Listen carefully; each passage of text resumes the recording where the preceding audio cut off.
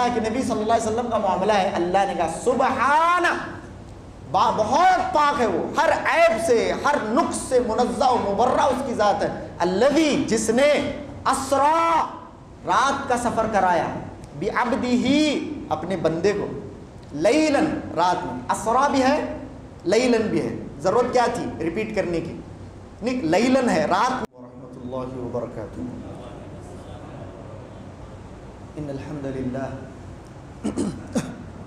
الحمد لله نحمده ونستعينه ونستغفره ونعوذ بالله من شرور أنفسنا ومن سيئات أعمالنا، من يهده الله فلا مضل له ومن يضلله فلا هادي له، وأشهد أن لا إله إلا الله وحده لا شريك له، وأشهد أن محمدا عبده ورسوله۔ يا أيها الذين آمنوا اتقوا الله حق تقاته ولا تموتن إلا وأنتم مسلمون۔ يا أيها الناس اتقوا ربكم الذي خلقكم من نفس واحدة وخلق منها زوجها وبث منهما رجالا كثيرا ونساء، واتقوا الله الذي تساءلون به والأرحام إن الله كان عليكم رقيبا۔ يا أيها الذين آمنوا اتقوا الله وقولوا قولا سديدا يصلح لكم أعمالكم ويغفر لكم ذنوبكم، ومن يطع الله ورسوله فقد فاز فوزا عظيما۔ أما بعد، فإن خير الحديث كتاب الله، وخير الهدي هدي محمد صلى الله عليه وسلم، وشر الأمور محدثاتها، وكل محدثة بدعة، وكل بدعة ضلالة، وكل ضلالة في النار۔ فقد قال الله تبارك وتعالى في القرآن المجيد والفرقان الحميد: فأعوذ بالله السميع العليم من الشيطان الرجيم من همزه ونفخه ونفثه، بسم الله الرحمن الرحيم۔ سبحان الذي أسرى بعبده ليلا من المسجد الحرام إلى المسجد الأقصى الذي باركنا حوله لنريه من آياتنا إنه هو السميع العليم۔ رب اشرح لي صدري ويسر لي أمري واحلل عقدة من لساني يفقهوا قولي، رب زدني علما، سبحانك لا علم لنا إلا ما علمتنا إنك أنت العليم الحكيم۔ معزز حاضرین، ہر قسم کی تعریف، بڑائی اور بزرگی اللہ رب العالمین کے لیے لائق و سزاوار ہیں۔ اللہ رب العالمین اپنی ذات کے اعتبار سے، اپنے صفات کے اعتبار سے، اپنے اسماء کے اعتبار سے منفرد ہیں۔ آج دنیا کے اندر توحید اور شرک کو لے کر امت بڑی مغالطے میں مبتلا ہے۔ لوگوں نے جہاں توحید کی خود ساختہ ڈیفینیشن بنائی، وہیں پر شرک کا خود ساختہ معیار بنایا، شرک کی خود ساختہ ڈیفینیشن بنائی، اور اس خود ساختہ ڈیفینیشن کے مطابق وہ اپنے آپ کو توحید پرست پاتے ہیں۔ لیکن کتاب و سنت کے مطابق توحید کا کانسیپٹ، توحید کا معاملہ بہت ہی سینسٹیو ہے، بہت ہی باریک ہے۔ اس سلسلے میں بہت ساری باتیں فاطمہ مسجد کے خطاب میں آئیں۔ اللہ رب العالمین کے صفات ہیں، اللہ رب العالمین کے صفات میں، اللہ رب العالمین کے اسماء میں اللہ رب العالمین کے جیسا، اللہ رب العالمین کا ہمسر ہم کسی کو نہیں تسلیم کرتے۔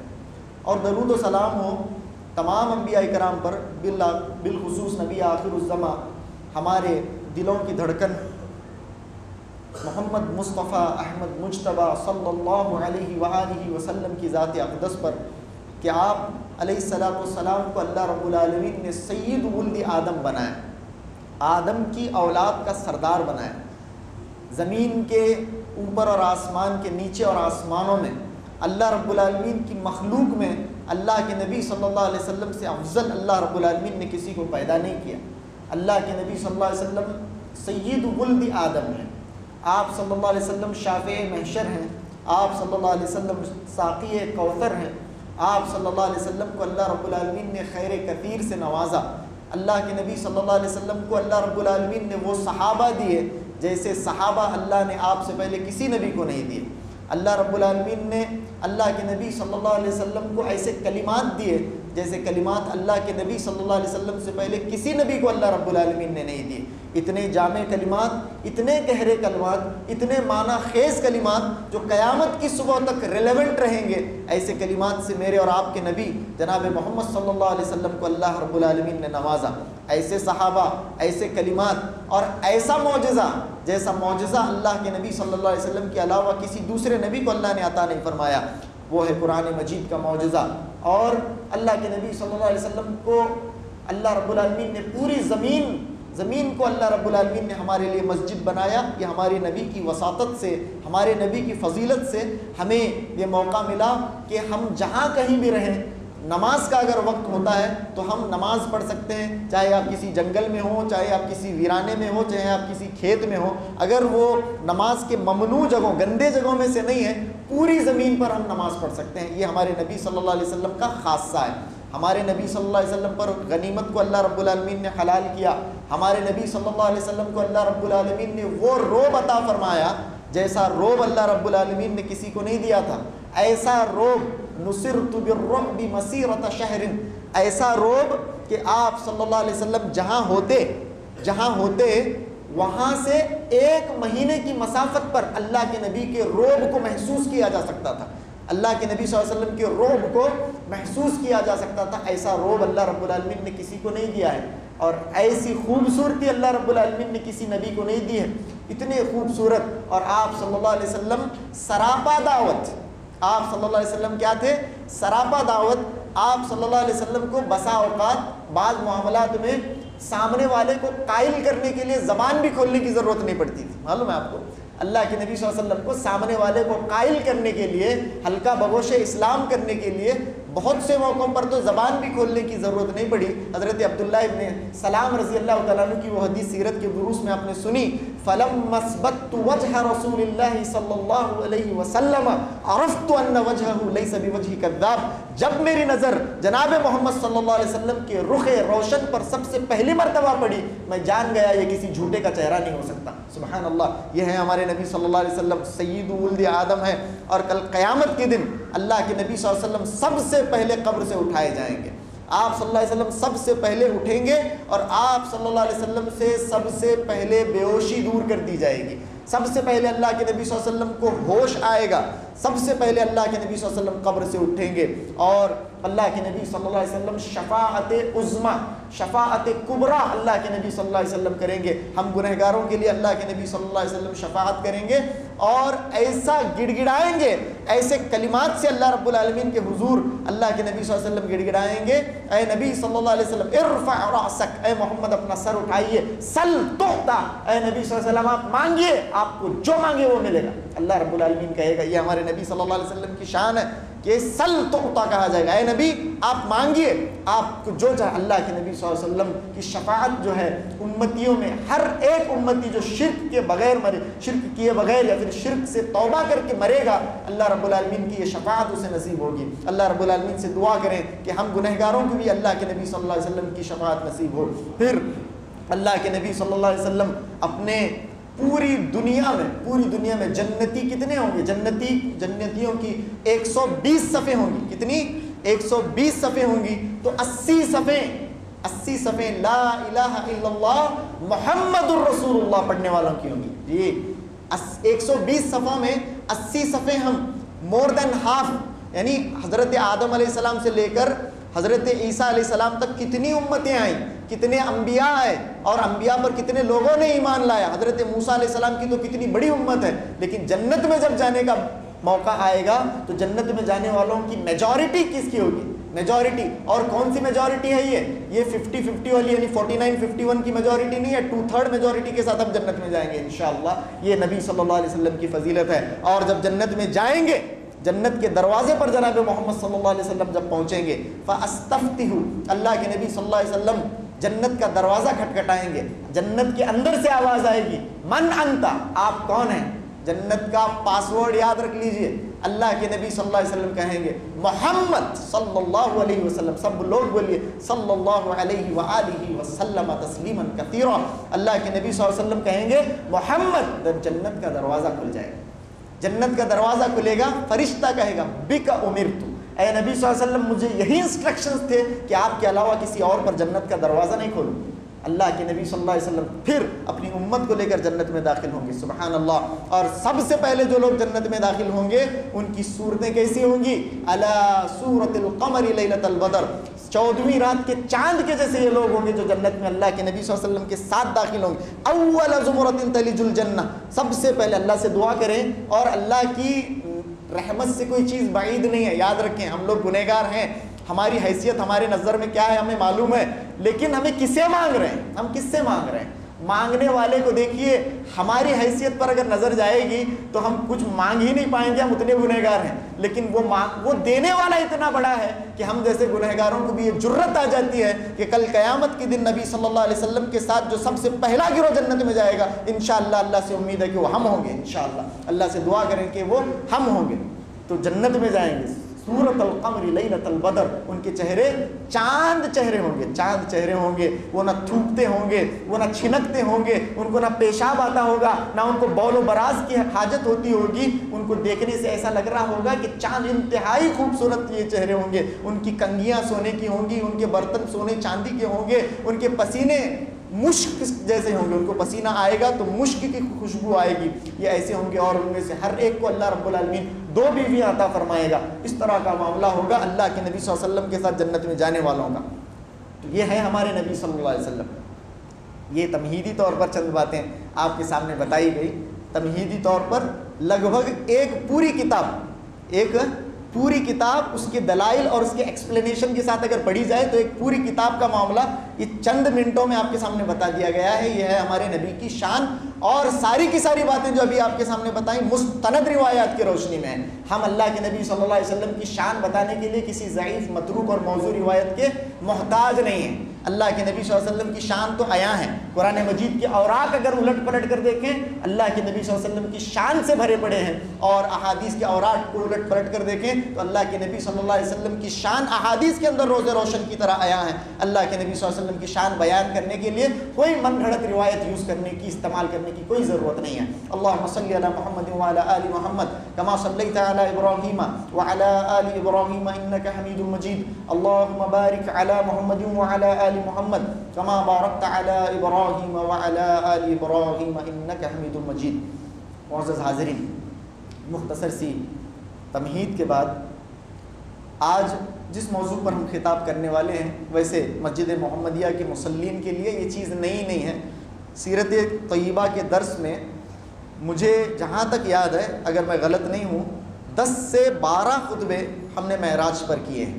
10 سے 12 تفصیلی خطبے اس پر ہوئے ہیں. اب 10 سے 12 خطبے اگر آدھے گھنٹے کے حساب سے آپ لے لیں, 30-35 منٹ کے حساب سے, تو بہت 6-7 گھنٹے کا معاملہ ہے. اسے اتنا اگر ڈیٹیل میں بات کی جائے, بہت تفصیل طلب, بہت زیادہ اس کے اندر گہرائی کے ساتھ ہم نے وہ پورا کور کیا تھا. آج کے بچے ہوئے وقت کے اندر معراج مصطفیٰ سے تعلق رکھنے والی ہی باتیں آپ کے سامنے میں کرنے کی کوشش کروں گا. ذہن میں جو چیزیں آتی جائیں گی وہ آپ کے سامنے انشاءاللہ میں بیان کرنے کی کوشش کروں گا. اللہ کے نبی صلی اللہ علیہ وسلم کے عظیم ترین معجزات میں سے ایک معجزہ ہے معراج. یعنی اگر ہم یہ کہیں کہ قرآن مجید کے بعد کا سب سے بڑا معجزہ محمد صلی اللہ علیہ وآلہ وسلم کا اگر کوئی ہے تو وہ معراج ہے. اللہ کے نبی صلی اللہ علیہ وسلم کی حیات طیبہ کے, آپ صلی اللہ علیہ وسلم کی سیرت طیبہ کے موسٹ ہائی لائٹڈ ایونٹس جو ہیں, اگر 3 اگر گنوائے جائیں تو اس کے اندر معراج ضرور آئے گا. یہ اللہ کے نبی صلی اللہ علیہ وسلم کی شان میں, شان کو دوبالا کرنے والی چیز ہے اللہ کے نبی کی معراج. چلیے بات کا آغاز کرتے ہیں. اللہ کے نبی صلی اللہ علیہ وسلم کو سب سے پہلے معراج کب ہوئی, آپ صلی اللہ علیہ وسلم کی معراج کب ہوئی؟ آپ صلی اللہ علیہ وسلم کی جو معراج ہے اس سلسلے میں, اس کے ڈیٹ کے سلسلے میں بہت اختلاف ہے. دیکھیے یہ بات بھی غور کرنے کی ہے کہ جہاں پر کوئی چیز اپنے آپ میں غیر اہم ہے, غیر ضروری ہے, اللہ رب العالمین نے یہ انتظام نہیں کیا کہ وہ حتمی طور پر امت کو معلوم ہو جائے. جو چیزیں ضروری ہیں, جن چیزوں کا ہمارے ایمان, عقیدے اور آخرت سے تعلق ہے, وہ چیزیں تو آپ کو قرآن و حدیث کے اندر کلیئرلی مل جائیں گی. لیکن جن چیزوں کا تعلق ہمارے عقیدے سے نہیں ہے, ہماری قبر سے نہیں ہے، ہماری آخرت سے نہیں ہے، ہمارے جنت اور جہنم کے فیصلے سے نہیں ہے. ایسی چیزیں آپ کو سیرت کی کتابوں میں، حدیث کی کتاب کے اندر، قرآن مجید کے اندر مبہم نظر آئیں گے، irrelevant ہیں. ان چیزوں کا جاننا اتنا زیادہ ضروری نہیں ہے. اللہ کے نبی صلی اللہ علیہ وسلم کو معراج ہوئی، یہ چیز میٹر کرتی ہے، یہ چیز اہم ہے. کب ہوئی اس پہ امت کا اختلاف ہے، امت کے اہل سیر کا اختلاف ہے، اہل تاریخ کا اختلاف ہے. 27 رجب کو جو معراج بنائی جاتی ہے اپنے آپ میں مختلف فی مسئلہ ہے، کیونکہ اللہ رب العالمین نے چاہا ہی نہیں ہے کہ اس تاریخ کو صحت کے ساتھ ثابت کیا جائے. معلوم ہو چھوڑی 27 تاریخ کچھ ہے، پہلا اختلاف ہے ضعیف اقوال کی بنا پر 27 رجب پر اتنے بڑے زوروں شوروں پر معراج منائی جاتی ہے. اگر بخاری شریف سے 27 رجب ثابت ہو جاتی تو یہ لوگ کتنا نہ واویلا مچاتے. اسی لیے اس چیز پر دین کے اندر جو چیزیں اہم ہیں اسی پر ہمیں چاہیے کہ ہم دھیان دیں. تو اللہ رب العالمین نے یہ اہتمام کیا کہ معراج کی جو ڈیٹ ہے وہ امت کے اندر کبھی اس کے اوپر امت جمع نہیں ہو پائی آج تک. جس طرح سے اللہ کے نبی کی ولادت کا بھی معاملہ ہے، 12 ربیع الاول مشہور ولادت کا وقت اللہ کے نبی صلی اللہ علیہ وسلم کا بتایا جاتا ہے، جبکہ ہم 9 ربیع الاول کے قائل ہیں. یہ بہت تحقیق کے بعد علامہ صفی الرحمن مبارک پوری نے، علامہ سلیمان منصور پوری نے اور اس کے علاوہ بھی اہل تاریخ اور اہل سیرت نے 9 ربیع الاول کو زیادہ مناسب سمجھا ہے. ٹھیک ہے، یہ کیونکہ وہ ڈیٹ اتنی زیادہ امپورٹنٹ نہیں ہے، اسی لیے قرآن کے اندر اللہ رب العالمین نے یہ بات نازل نہیں کی کہ تمہارے نبی کی ولادت اس تاریخ کو ہوئی ہے. تو اللہ کے نبی صلی اللہ علیہ وسلم کی معراج کب ہوئی؟ اگر جمہور علماء کی رائے مانی جائے تو آپ صلی اللہ علیہ وسلم کی عمر مبارک اس وقت 52 سال تھی. کتنے سال؟ 52 سال. اور ہجرت کو 1 سال ابھی باقی ہے. ہجرت کو 1 سال 8 مہینے 9 مہینے 10 مہینے ابھی باقی ہیں. اس وقت اللہ کے نبی صلی اللہ علیہ وسلم کو معراج ہوئی جب آپ صلی اللہ علیہ وسلم کی عمر مبارک کتنی تھی؟ 52 سال. ایک بات اور میں آپ کو بتاؤں قبل اس کے کہ میں بات معراج کے اوپر کرنا شروع کروں. کسی بھی چیز کی آتھینٹسٹی کے لیے دین اسلام کے اندر کہ یہ چیز آتھینٹک ہے، یہ چیز ثابت ہے، اس کا پیمانہ کیا ہے؟ قرآن کے اندر اس کا پیمانہ کیا ہے؟ دین اسلام کے اندر اگر کوئی چیز بہت اہم ہے، ثابت شدہ ہے، بہت اہمیت کی حامل ہے تو اس کا پیمانہ کیا ہوتا ہے کہ وہ قرآن میں ہو. وہ کیا ہو؟ قرآن میں ہو. اگر کوئی چیز قرآن میں ہے تو دین اسلام کے اندر وہ چیز مسلم ہے، وہ ایکسیپٹڈ ہے، اس کی اہمیت ایکسیپٹڈ ہے. اسی طرح سے اگر قرآن میں نہیں ہے لیکن بخاری شریف کے اندر وہ چیز مذکور ہے تو وہ چیز اپنے آپ میں کیا ہے؟ ایکسیپٹڈ ہے اور مسلم ہے، اس کی اہمیت کسی سے مخفی نہیں ہے. قرآن میں ہو بہت بڑی چیز، قرآن میں نہیں ہے بخاری کے اندر ہے بہت بڑی چیز، نہیں بخاری میں بھی نہیں ہے، قرآن میں نہیں ہے، مسلم شریف کے اندر ہے، اس کا ذکر مسلم شریف کے اندر ہے، بہت زیادہ اہمیت کی حامل. نہیں بخاری میں نہیں، مسلم میں نہیں اور قرآن میں نہیں ہے، لیکن صحیح کسی روایت میں سنن کی ہو، مسانید کی ہو، صحیح روایت کے اندر وہ چیز اپنی آپ میں اہمیت کی حامل ہے. اچھا، اس کے علاوہ ایک اور معیار یہ ہے کوئی چیز اگر متواتر ہو، کیا ہو؟ متواتر. بہت صحابہ اکرام نے، زیادہ تر، صرف ایک راوی نہیں جس کا صرف ایک راوی نہیں، بہت سارے صحابہ اکرام نے اگر کسی معاملے کو، کسی چیز کو روایت کیا ہے تو اس کی اہمیت بڑھ جاتی ہے. ٹھیک ہے، تو یہاں پر میں آپ کو بتاؤں معراج کو ثابت کرنے کے لیے جتنی بھی باتیں میں نے ابھی آپ کو بتائیں سب ہیں، سب کے سب قرآن میں ہے. معراج قرآن میں ہے، بخاری میں معراج ہے، مسلم میں معراج ہے، مسانید کی کتابوں کے اندر معراج کا ذکر آپ کو روایتیں مل جائیں گی، سنن کی کتابوں کے اندر آپ کو معراج کی روایتیں مل جائیں گی، صحیح ترین اقوال آپ کو معراج کے سلسلے میں مل جائیں گے. 27 صحابہ اکرام نے معراج کے واقعے کو نیریٹ کیا ہے، 27 صحابہ اکرام نے معراج کو بیان کیا ہے، یعنی اتنے زیادہ راویوں کے ساتھ. اور 27 + 3 صحابیات ہیں، ٹوٹل نمبر کتنا ہوا؟ 30 صحابہ اکرام سے معراج کا واقعہ صحیح کتابوں کے اندر منقول ہے. اب اس سے زیادہ آتھینٹسٹی کی کیا دلیل ہو سکتی ہے؟ معراج کا دعویٰ، معراج کا معاملہ دین اسلام کے اندر متواتر ہے، بہت زیادہ اہمیت کا حامل. لیکن ہاں، اتنا بتانے کے بعد بھی بڑا افسوس ہوتا ہے بعض دفعہ امت کی ذبح حالی پر، امت کی عقل پر ماتم کرنے کو جی چاہتا ہے. میں نے کہا کہ قرآن میں ہے، بخاری میں ہے، مسلم میں ہے، ترمذی، ابو داؤد، نسائی، ابن ماجہ، مسند احمد، مصنف ابن ابی شیبہ اور بھی دوسری ساری کتابوں کے اندر ہے، موجود ہے. لیکن معراج کے واسطے خود ساختہ مٹیریل اس سے زیادہ لوگوں نے بنا کر اس کی طرف نظر ہی نہیں ڈالی. خود ساختہ مٹیریل، خود ساختہ لٹریچر معراج کے تعلق سے کتابیں میرے نظر سے گزر رہی تھی. جب میں محمدیہ مسجد کے اندر خطابات کے سلسلے میں جب میں نے کتابیں دیکھی تو اتنی کتابیں دیکھی، ایسی ایسی کتابیں لوگوں نے معراج کے سلسلے میں لکھی ہیں جس کا نہ سر ہے نہ پیر ہے. افسوس کو دل اس لیے چاہتا ہے، ارے بھائی بخاری شریف کے اندر، مسلم کے اندر، قرآن کے اندر اتنے زیادہ تعداد میں آپ کو صحیح روایتیں مل جائیں گی، امت نہ جانے کیوں ضعیف اور متروک روایات کے پیچھے پڑی ہوئی ہے، سمجھ میں نہیں آتا. خیر، تو یہ ایک متواتر، متداول اور ایک بہت ہی مسلم معاملہ ہے دین اسلام کا، اور اللہ کے نبی صلی اللہ علیہ وسلم کی سیرت طیبہ کا one of the most high lighted events یہ معراج کا معاملہ ہے. اچھا، معراج کب ہوا؟ جیسے میں نے آپ کو بتایا جب اللہ کے نبی علیہ الصلوۃ والسلام کی عمر مبارک 52 سال تھی اور ہجرت کے لیے ابھی 1 سال باقی تھے، اس وقت اللہ کے نبی صلی اللہ علیہ وسلم کو معراج ہوئی. اب ایک اور چیز یہاں پر ہے، معراج اللہ کے نبی صلی اللہ علیہ وسلم کو اللہ رب العالمین نے خاص طور سے اس وقت کیوں کرائی؟ یہ اسی لیے بھی ہے میرے بھائیوں کہ وہ دور اللہ کے نبی صلی اللہ علیہ وسلم کے لیے آسان دور نہیں تھا. آپ صلی اللہ علیہ وسلم بہت زیادہ دل برداشتہ، بہت زیادہ غمزدہ تھے، یہاں تک کہ روایات میں بات ہے کہ اللہ کے نبی صلی اللہ علیہ وسلم نے ہنسنا بولنا بھی کم کر دیا تھا. ایسا دور تھا اللہ کے نبی صلی اللہ علیہ وسلم کا. 3 معاملے اللہ کے نبی صلی اللہ علیہ وسلم سے ایسے ہوتے ہیں، 3 معاملے اللہ کے نبی کے ساتھ اس دور میں کہ معراج سے پہلے 3 معاملے کیا ہوئے اللہ کے نبی کے ساتھ. نمبر 1، اللہ کے نبی صلی اللہ علیہ وسلم کی زوجہ محترمہ سیدہ خدیجۃ الکبریٰ رضی اللہ تعالی عنہا داغ مفارقت دے گئیں. خیر اب اس پر جانا نہیں ہے، اصل میں میرا معاملہ ایسا ہو جاتا ہے کہ سیدہ خدیجہ کا نام سنتے ہی اب اسی کے اوپر بات کرنے کو جی چاہنے لگا. حضرت سیدہ خدیجہ رضی اللہ تعالیٰ عنہ اللہ کے نبی صلی اللہ علیہ وسلم کو داغ مفارقت دے گئیں. اللہ کے نبی صلی اللہ علیہ وسلم بہت زیادہ غمزدہ ہوئے، اور یہ کیا کم تھا کہ چند ہی دنوں میں اس کے بعد ابو طالب اللہ کے نبی صلی اللہ علیہ وسلم کے محبوب چچا، جو اللہ کے نبی صلی اللہ علیہ وسلم کو اپنی اولاد سے زیادہ محبوب رکھتے تھے، وہ اللہ کے نبی صلی اللہ علیہ وسلم کو داغ مفارقت دے گئے.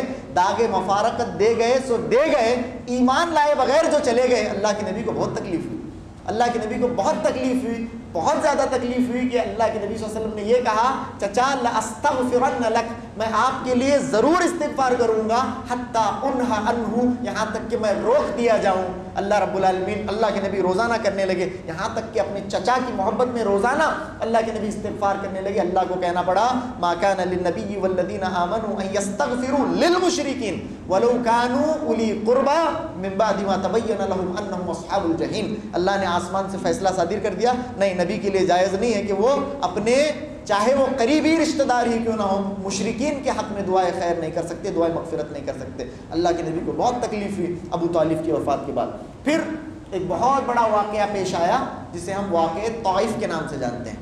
طائف کا جو معاملہ ہوا، اللہ کے نبی صلی اللہ علیہ وسلم کے ساتھ وہ کسی سے مخفی نہیں ہے. طائف میں کس طرح سے آپ صلی اللہ علیہ وسلم کو پتھروں کی بارش آپ صلی اللہ علیہ وسلم کے اوپر ان لوگوں نے، کفار نے کی، اور آپ صلی اللہ علیہ وسلم لہو لہان ہوئے، اور کس طرح کا معاملہ پیش آیا واپسی میں. یہاں تک کہ اللہ کے نبی صلی اللہ علیہ وسلم کی ایسی حالت ہوئی تھی کہ رسول رحمت سے ملنے کے لیے حضرت جبریل امین پرسنلی آئیں.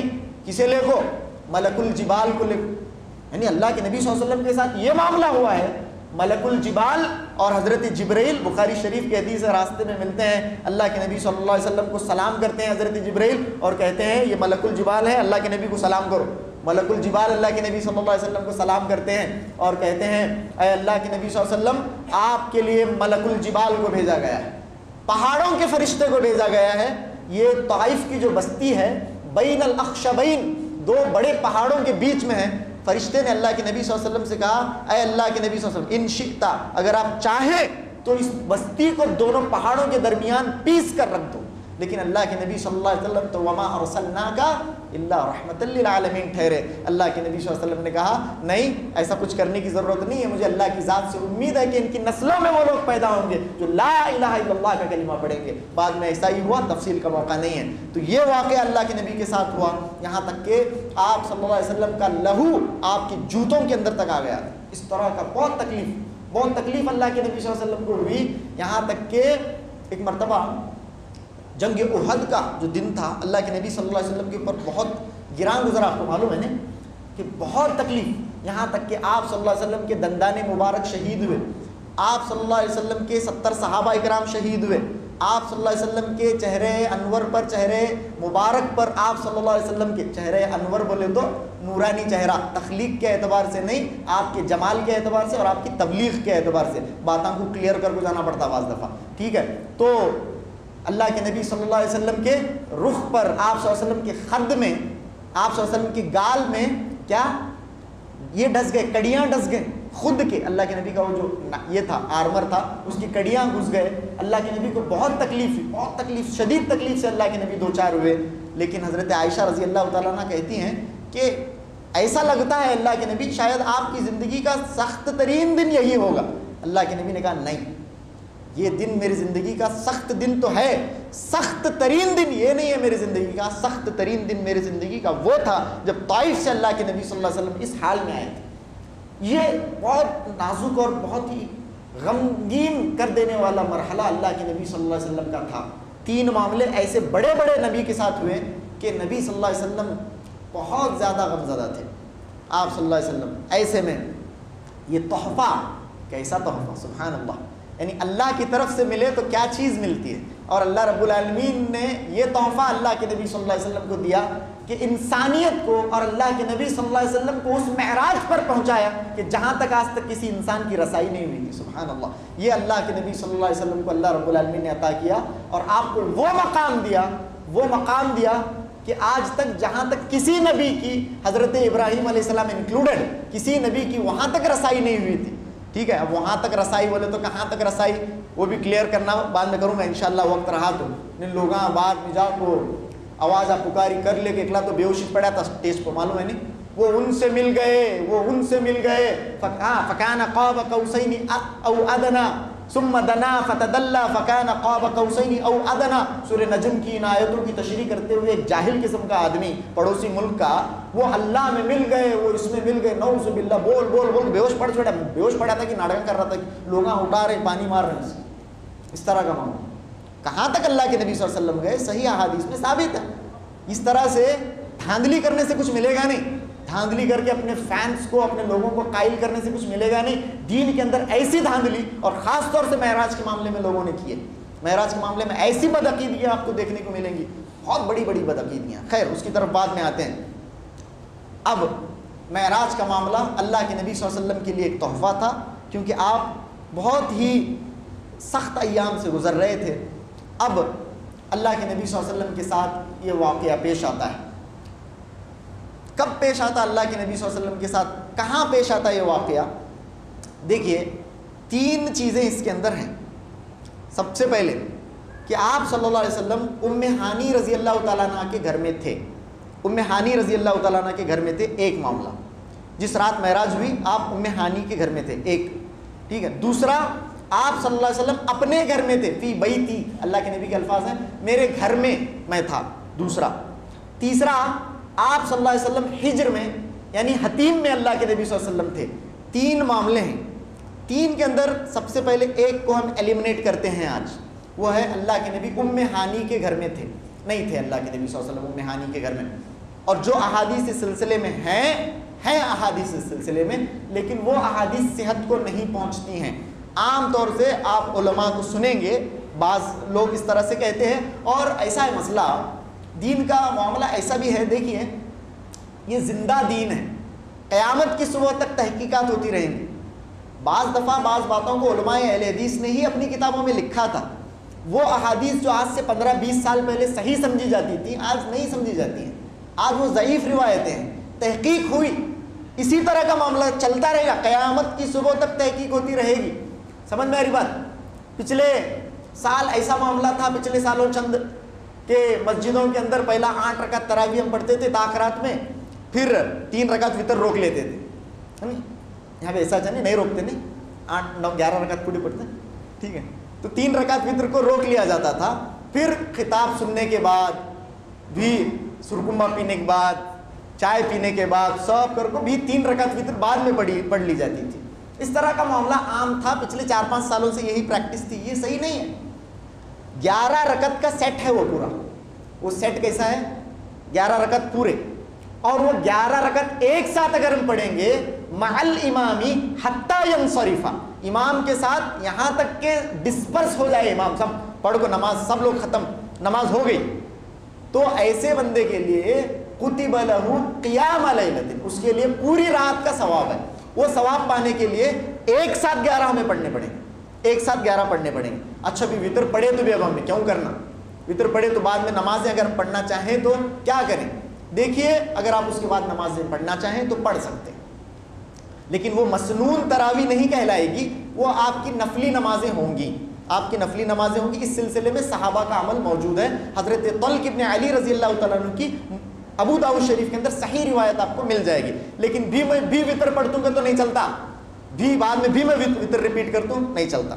خیر، تو بتانے کا معاملہ یہ ہے، مقصد یہ ہے کہ آج سے 15 سال پہلے، 20 سال پہلے، 25 30 سال پہلے، 90s کے دور میں وغیرہ بہت ساری علماء اہل حدیث ہی نے جو کتابیں لکھی ہیں، بعض ایسی احادیث بھی اس کے اندر شامل ہو گئی ہیں جو آج کے اس دور میں، خاص طور سے جو ریولیوشن آیا علامہ البانی کے بعد میں علامہ حافظ زبیر علی زئی کے بعد، اور اس طرح سے آج عرب دنیا کے بڑے محدثین اور احمد شاکر رحمہ اللہ، اور اس کے علاوہ آج مصطفیٰ العدوی حفظہ اللہ اور بڑے علماء جو آئے، انہوں نے جب تحقیقات، اور موجودہ دور کے بر صغیر سے جن کا تعلق ہے علامہ غلام مصطفیٰ ظہیر حفظہ اللہ، اس طرح سے جو علماء آج ہیں اللہ ان سب کی حفاظت فرمائے، یہ جو تحقیقات ہوئی اس میں بہت ساری احادیث صحیح قرار نہیں دی گئیں اور ضعیف اور متروک قرار پائیں.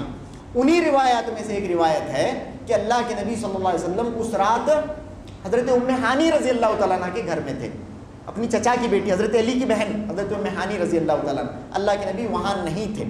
صحیح روایات سے یہ بات ثابت نہیں ہوتی. اب 2 قول بچے، ایک اللہ کے نبی صلی اللہ علیہ وسلم اپنے گھر میں تھے، دوسرا اللہ کے نبی صلی اللہ علیہ وسلم کہاں تھے؟ حتیم میں تھے. دونوں صحیح ہیں، دونوں صحیح. دونوں کیسے صحیح ہو سکتے؟ کیوں نہیں ہو سکتے بھائی؟ گھر سے نکل کو حتیم کو گئے، گھر سے پہلے حتیم کو گیا، حتیم سے سفر کا آغاز ہوا. کیوں نہیں؟ بہت سارے لوگ جن کو احادیث کے اندر کیڑا نکالنا ہوتا ہے، نعوذ باللہ، احادیث سے جو لوگ بغض رکھتے ہیں، جن کے دل میں احادیث کو لے کر تیڑ ہے، ان لوگوں نے احادیث کو ایک دوسرے کا معارض قرار دیا، حدیثوں کو ایک دوسرے کے سامنے کھڑا کر دیا. الحمدللہ قیامت کی صبح تک ایک طبقہ رہے گا جن کا شعار اور جن کا منہج اور جن کا مسلک یہ ہے کہ ہم احادیث کے درمیان تطبیق پیدا کریں. آپ کوئی 2 روایتیں ایسی نہیں پیش کر سکتے. انشاءاللہ ہماری علم کے مطابق ہم تطبیق پیدا کریں گے. اگر ہمارے بس کا روگ نہیں رہا تو ایسے علماء موجود ہیں جو احادیث میں تطبیق پیدا کریں گے. 2 صحیح روایتیں ٹکرا نہیں سکتی، یہ لے کر جائیے آج.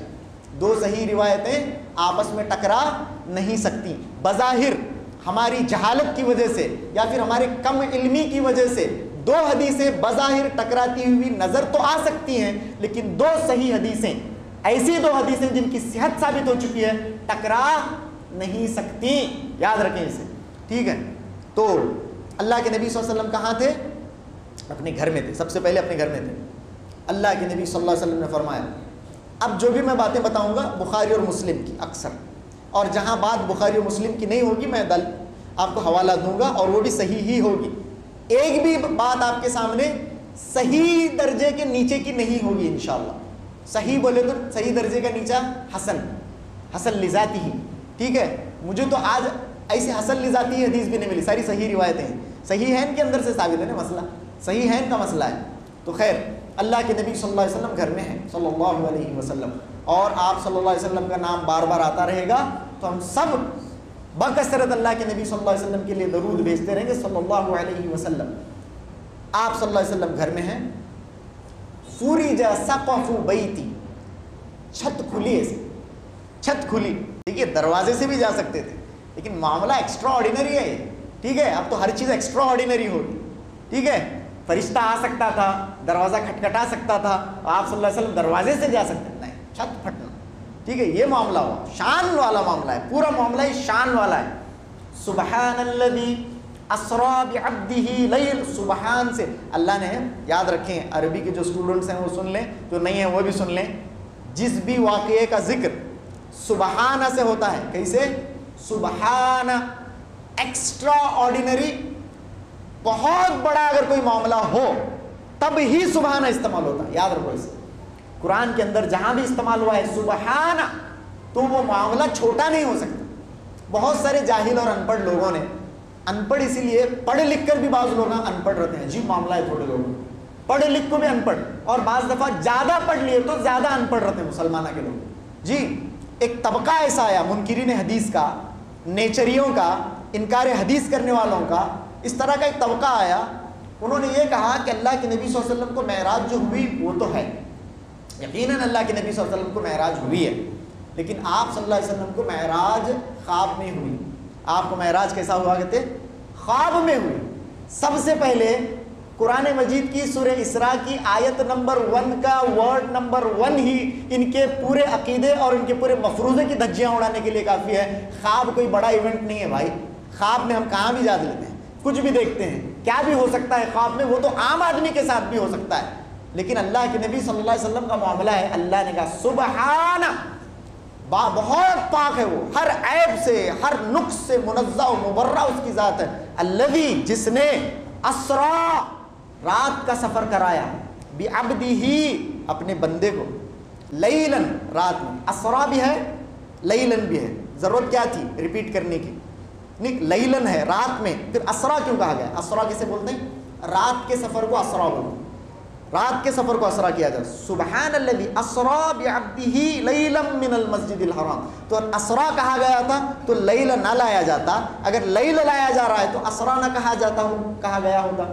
اللہ نے یہ اسی لیے کہا کہ رات میں کا مطلب کوئی یہ نہ سمجھے کہ پوری رات لگی ہو، گرچہ یہ بہت بڑا ہزاروں کروڑوں لاکھوں کلومیٹر کا سفر ہے جس کی گنتی بھی ہم نہیں کر سکتے، خیر وہ ایک الگ حدیث ہے، اس کی طرف جانا پڑے گا، کتنا لمبا سفر ہے یہ، اس کی طرف نہیں جاتے ہیں، اتنا لمبا سفر ہے، اللہ کی قدرت کے لیے یہ سفر پوری رات کا بھی نہیں، لیلن من المسجد الحرام، رات کے ایک حصے میں، رات کے ایک حصے میں اللہ رب العالمین نے اپنے نبی کو معراج کرائی ہے، اتنا بڑا سفر ہے صحیح، لیکن اس کے لیے پوری رات بھی نہیں لگی، رات کے ایک حصے میں اللہ کے نبی صلی اللہ علیہ وسلم کو اللہ رب العالمین نے معراج کرایا، سبحان الذی اسرا بعبدہ لیلا، ٹھیک ہے، آتے ہیں حدیث کی طرف، اللہ کے نبی صلی اللہ علیہ وسلم نے فرمایا فُرِجَ سقف بیتی، میرے گھر کی چھت کھل گئی، پھر اللہ کے نبی صلی اللہ علیہ وسلم کو گھر سے اٹھا لیا گیا، آپ صلی اللہ علیہ وسلم کو وہاں سے لے کر اب حتیم میں لے جایا گیا، حتیم بولے تو، حتیم کیا بولو، سیمی سرکل ہے معلوم کعبے کے پاس جی، وہ حتیم ہے، ٹھیک ہے، کعبے ہی کا حصہ ہوا کرتا تھا وہ، ٹھیک ہے، تو حتیم میں اللہ، اسے ہجر بھی کہا جاتا ہے، تو اللہ کے نبی صلی اللہ علیہ وسلم کو حتیم میں لے جایا گیا، وہاں اللہ کے نبی صلی اللہ علیہ وسلم گئے، وہاں پر اللہ کے نبی صلی اللہ علیہ وسلم کے ساتھ کیا معاملہ ہوا؟ حضرت جبریل امین آئے، اللہ اکبر، ہر معاملہ ایکسٹراڈینری ہے، اسی لیے لِنُرِيَهُ مِنْ آیَاتِهِ کہا اللہ رب العالمین، تاکہ ہم نبی کو اپنی آیتیں دکھائیں، نبی صلی اللہ علیہ وسلم کو آیات دکھائی جائیں، اور کیسی؟ الکبریٰ، بڑی بڑی آیات دکھائی جائیں، تو اللہ کے نبی صلی اللہ علیہ وسلم کو وہاں پر آپ صلی اللہ علیہ وسلم کے ساتھ شق صدر کا واقعہ پیش آیا، کون سا واقعہ؟ شق صدر، شق صدر بولے تو آپ صلی اللہ علیہ وسلم کا سینہ مبارک پھر سے چاک کیا گیا، 2 مرتبہ اللہ کے نبی صلی اللہ علیہ وسلم کے ساتھ یہ معاملہ ہوا ہے، بعض علماء نے 3 کا ذکر کیا ہے، لیکن 2 زیادہ راجح معلوم ہوتا ہے، تو اللہ کے نبی صلی اللہ علیہ وسلم کے ساتھ شق صدر کا واقعہ پیش آیا، شق صدر، آپ صلی اللہ علیہ وسلم کے سینہ مبارک کو چاک کیا گیا، آپ صلی اللہ علیہ وسلم کے قلب مبارک کو باہر نکالا گیا حضرت جبریل امین نے، پھر اسے آب زمزم سے دھویا گیا، آب زمزم سے دھویا گیا، فی تسطم من ذہب، اس کے بعد سونے سے بھری، اور یاد رکھو کوئی کہانی نہیں، کوئی فضائل کی کتاب نہیں، کچھ بھی نہیں، پیور موسٹ آتھینٹک باتیں آپ کے سامنے بتائی جا رہی ہیں، ٹھیک ہے، تو اللہ کے نبی صلی اللہ علیہ وسلم کے پاس سونے کا ایک تشت لایا گیا، اور مملوءً بالحکمت، اللہ کے نبی صلی اللہ علیہ وسلم کو کیا لایا گیا؟ حکمت سے بھرا سونے کا ایک تشت لایا گیا، پھر اللہ کے نبی صلی اللہ علیہ وسلم کے قلب اطہر کو دھونے کے بعد آپ صلی اللہ علیہ وسلم کے سینے میں حکمت بھر دی گئی، آپ صلی اللہ علیہ وسلم کے سینے میں حکمت بھر دی گئی، یہ ساری باتیں دیکھیے، حکمت ایک مانوی چیز ہے، مادی چیز نہیں ہے، یعنی مانوی چیز ہے، مادی نہیں، مٹیریل چیز ہے کیا وہ ہے، لیکن اللہ رب العالمین کی شان سے کوئی چیز بعید نہیں ہے، حکمت کیسا؟ حکمت کو کیا پکڑ سکتے کیا؟ حکمت کیا مٹیریل ہے کیا ان نیچر؟ جسے اس طرح سے ڈالا جائے، اس طرح سے. یہ ہماری اوقات ہے، ہماری اوقات ہی اتنی ہے، ہماری سوچ ہی اتنی ہے. جب ہم چیزوں کو اپنی عقل سے تولتے ہیں، اپنی کیپیسٹی سے، میری کیپیسٹی کتنی، میں کتنا کر سکتا ہوں، میری عقل کیا بہت ہوا. تو آج ورلڈ کی بڑی سی بڑی ٹیکنالوجی جس چیز کو کر سکتی ہو اس کے مطابق ہماری عقل، ملا کی دوڑ مسجد، اس طرح کا معاملہ. ہمارا معاملہ کیا ہو جاتا ہے عقل کا ہمارا، کہ دنیا کے اندر ہم کیا کر سکتے ہیں، سائنس کیا کر سکتی ہے. یہاں تک ہم جا کر یہ کون سی باتیں کر رہے ہیں بھائی، غیبیات ہیں. اللہ رب العالمین کی قدرت کا بیان ہو رہا ہے. صرف ایمان کے ساتھ باتوں کو سنیں، ٹھیک ہے، اور سمجھنے کی کوشش کریں، عقل پر تولنے کی کوشش نہ کی جائے. حکمت ہے ایک معنوی چیز ہے، حسی چیز نہیں ہے. سورہ بقرہ ہے، سورہ آل عمران ہے یہ، اور ہمارے اعمال ہیں. عمل دکھتا گیا. آج جو ہم نے تراویح کی نماز پڑھی ہے وہ کوئی حسی چیز ہے؟ ہاں، ہم جو سچ بولتے ہیں، جو اخلاق کرتے ہیں، جو بھی ہم نے خرچ کیا ہے، خیرات کیا ہے، جو روزے رکھے ہیں، جو بھی کیا ہے، وہ کوئی مٹیریل چیز ہے کیا؟ نہیں. لیکن وہ تولے جائیں گے، لیکن وہ تولے جائیں گے کل قیامت کے. اللہ رب العالمین کی قدرت ہے. سورہ آل عمران اور سورہ بقرہ کل قیامت کے دن آئیں گے، گویا کہ پنچھیوں کے، پرندوں کے غول ہیں، سائبان کی طرح آئیں گے. اچھا، سورہ بقرہ اور سورہ آل عمران تو سورے ہیں، وہ کیسے آئیں گے؟ آئیں گے، بالکل آئیں گے. ایمان والی چیزیں ہیں. بہت زیادہ عقل پر تولنے کی آپ چیزوں کو کوشش نہ کریں، چیزوں کو ایمان لائیں چیزوں پر. تو اللہ کے نبی صلی اللہ علیہ وسلم کے سینے میں کیا بھر دی گئی؟ حکمت بھر دی گئی. اور وَمَن يُؤْتَ الْحِكْمَةَ فَقَدْ أُوتِيَ خَيْرًا كَثِيرًا. اللہ نے کیا فرمایا؟ جسے اللہ نے حکمت دی اسے بہت بڑے خیر سے اللہ رب العالمین نے نوازا. اور اللہ کے نبی صلی اللہ علیہ وسلم کو اللہ رب العالمین نے دنیا میں سب سے زیادہ با حکمت بنایا تھا. ہمارے نبی صلی اللہ علیہ وسلم کو آپ کے سینے میں حکمت کو ڈال دیا گیا. کیا بڑی بات ہے، سبحان اللہ. ٹھیک ہے، تو اللہ کے نبی صلی اللہ علیہ وسلم کے سینے میں حکمت ڈال دیا گیا. پھر اللہ کے نبی صلی اللہ علیہ وسلم کے سینے مبارک کو سی دیا گیا. بچپن میں ہوا تھا معاملہ آپ کے ساتھ، مسلم شریف اور بخاری کے اندر روایتیں موجود ہیں. تو وہاں پر بھی اللہ کے نبی صلی اللہ علیہ وسلم کے سینے کو سی دیا گیا تھا. یہاں پر بھی اللہ کے نبی صلی اللہ علیہ وسلم کے سینے مبارک کو سی دیا گیا ہے. حضرت انس رضی اللہ تعالیٰ عنہ اللہ کے نبی کے بہت خاص، اللہ کے نبی صلی اللہ علیہ وسلم کے ساتھ رہتے تھے بہت زیادہ. تو انہوں نے کہا ارا یعنی میں نے دیکھا ہے، میں دیکھتا ہوں، اثر ذلك المخيط على صدره، میں نے اللہ کے نبی صلی اللہ علیہ وسلم کے سینے مبارک پر سوئی کے اثر دیکھے ہیں، ٹانکوں کے نشان دیکھے ہیں. مسلم کی حدیث ہے. حضرت انس رضی اللہ تعالیٰ عنہ نے کہا کہ آپ صلی اللہ علیہ وسلم کے سینے پر حضرت انس رضی اللہ تعالیٰ عنہ نے نشانات دیکھے ہیں، ٹھیک ہے، جو سیا گیا تھا. اور عجیب معاملہ ہے بعض لوگوں کا، ہر چیز گستاخی، ہر چیز گستاخی. یعنی گویا کہ ایک آدمی جا کر سر اپنا دیوار سے ٹکرا رہا ہے، وہ دیوار اپنی جگہ ہے، وہ آپ کو کچھ نہ کرتی. ایک آدمی جا کر اپنا دیوار اگر سر پر ٹکرائے تو عجیب معاملہ ہے. ایک طبقہ ہی ہے امت کے اندر، ایک فرقہ، ایک مسلک ہی کہہ لیجیے. گستاخ گستاخ گستاخ، لے گستاخ دے گستاخ. کیا کہتے بولو؟ ایک عجیب ایک آدمی نے مجھ سے یہی سوال کیا، جبریل امین جو آئے صلی اللہ علیہ وسلم کے پاس، آپ صلی اللہ علیہ وسلم کے پاس، اور آپ صلی اللہ علیہ وسلم کو لٹایا، آپ صلی اللہ علیہ وسلم کے سینے کو چاک کیا، آپ کے قلب اطہر کو نکال کر دھویا. یہ جو واقعہ آپ بیان کرتے ہیں، جاہل آدمی کو معلوم نہیں کہ بخاری مسلم کے اندر ہے. یہ تو بہت بڑی گستاخی ہوئی. جبریل کی کیا مجال کہ وہ سرکار کو اس طرح سے. یہ عجیب و غریب معاملہ ہے. علم سے لوگ دور ہو، علم سے دور. اور ہر چیز جو دلائل سے ثابت ہے، قرآن سے ثابت ہے، ہر چیز کو گستاخی پر محمول کرنا. یہ گستاخی، وہ گستاخی، یہ گستاخی، وہ گستاخی. سب سے بڑی گستاخی عقائد کو گھڑ کر اللہ کے نبی کی شان میں گستاخی کر کے، آپ صلی اللہ علیہ وسلم کی شان میں غلو کر کے یہ لوگ کر رہے ہیں، یہ لوگ کرتے ہیں نہیں. لیکن یہاں پر ہم جو کریں گستاخی، صحیح احادیث سے جو چیز ثابت ہے وہ بھی ان لوگوں کو گستاخی نظر آتی ہے. عجیب مائنڈ سیٹ ہے لوگوں کا. خیر، اللہ کے نبی صلی اللہ علیہ وسلم کو پھر آپ صلی اللہ علیہ وسلم کے سینے مبارک کا جوں کا توں کر دیا گیا. اب یہاں سے سفر شروع ہو رہا. یہ جو سفر ہے 2 حصوں میں تقسیم ہے. کتنے؟ 2 حصوں میں. زمین کا جو سفر ہے اسے اسراء کہیں گے. کیا کہیں گے؟ اسراء. اور زمین سے آسمان کا جو سفر ہے وہ معراج. ٹھیک ہے، الاسراء والمعراج ایسا سفر ہے.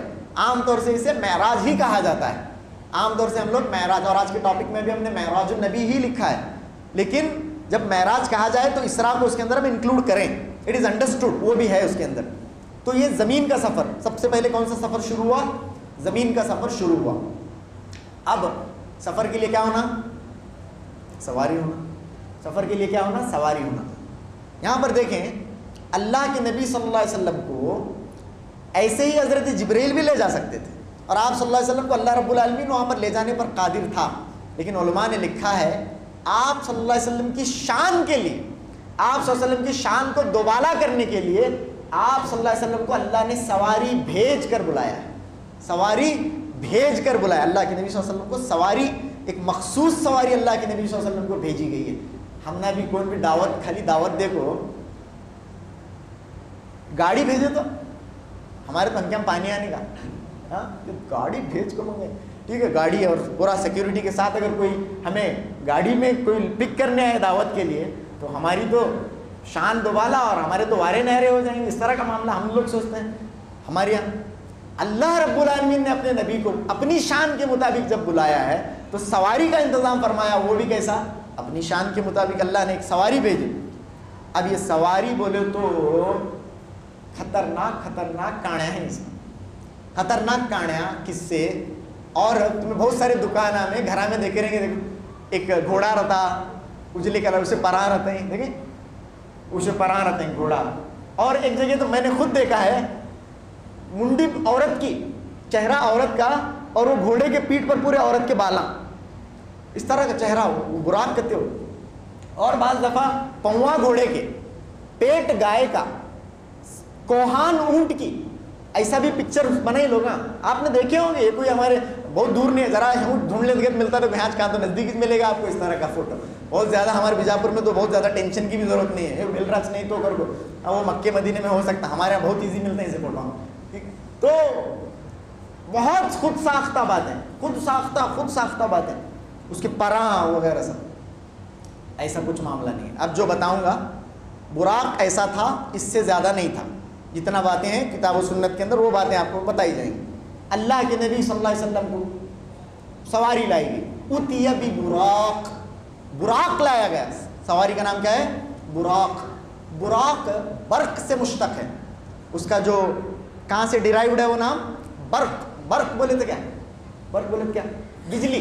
برق بولے تو بجلی، یعنی اس کی رفتار بجلی کی کوند سی تھی، اسی لیے اسے لایا گیا ہے، برق سے بنا براق، براق لایا گیا اللہ کے نبی صلی اللہ علیہ وسلم کے لیے۔ اچھا یہ کیسا ہے؟ یہ جانور کیسا ہے؟ اللہ کے نبی نے فرمایا فوق الحمار دون البغل، فوق الحمار دون البغل، گدھے سے ذرا بڑا، خچر سے ذرا چھوٹا، گدھے سے ذرا بڑا اور خچر سے ذرا چھوٹا اللہ کے نبی صلی اللہ علیہ وسلم کے لیے جانور لایا گیا، براق اس کا نام۔ اب سوال یہاں پر کیا ہے؟ گھوڑا لائے تو اچھا لگتا تھا نہیں؟ گھوڑا نہ لا کر ایک آسمانی گھوڑا ہوتا، ایک گھوڑا اگر لایا جاتا تو اچھا ہوتا۔ یہ براق لایا گیا ہے، بعض لوگ اس طرح سے بھی لکھتے ہیں۔ کیوں لایا گیا؟ علماء نے لکھا، یہاں دیکھو یہ آیات دکھانا ہے اللہ کو۔ گھوڑا جانا جاتا ہے کس لیے؟ اپنی رفتار کے لیے۔ گھوڑا جانا جاتا ہے اپنی رفتار کے لیے، اپنی، اور عربی گھوڑے تو اپنی تیزی کے لیے، اپنی رفتار کے لیے جانے جاتے ہیں۔ گھوڑا جانا ہی جاتا ہے اپنی سپیڈ کے لیے، اور اگر گھوڑے کو بھگایا جاتا، گھوڑے کو اس رفتار سے اللہ رب العالمین مسجد اقصیٰ پہنچاتا تو ذرا مزہ نہیں آتا تھا۔ گدھا جانا جاتا ہے اپنی سستی کے لیے، ہاں خچر جانا جاتا ہے اپنی سستی کے لیے، تو اللہ رب العالمین نے گدھے اور خچر سے ایک مخلوق بنائی، براق، جو اپنی سست رفتاری کے لیے جانا جاتا ہے، لیکن اللہ کی قدرت سے وہ اس قدر برق رفتاری سے گزرا کہ آج تک اس کا تصور بھی نہیں کیا جا سکتا کہ کس قدر وہ تیز تھا۔ یضع حافرہ عند منتہا طرفہ، وہ اپنا ایک قدم اپنی حد نگاہ کو رکھتا تھا، اپنی حد نگاہ کو ایک قدم رکھتا تھا۔ یضع حافرہ الی منتہا طرفہ، ایک قدم اس کی حد نگاہ کو رکھتا تھا۔ ایسا ایک جانور اللہ رب العالمین نے بلایا۔ دوسری چیز، گھوڑا کیوں نہیں لکھا گیا؟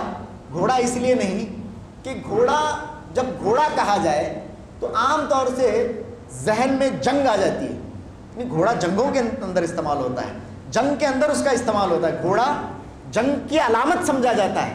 لیکن یہ سفر تو پرامن سفر ہے، یہ شروعات سے لے کر آخر تک ایک امن ہی امن ہے، پرامن سفر ہے، اور اس سفر کے اندر جو نشانیاں اللہ کے نبی صلی اللہ علیہ وسلم دیکھیں وہ پرامن نشانیاں ہیں، اور اس امت سے، اس سفر سے امت کو خیر ہی ملا ہے، امن ہی ملا ہے.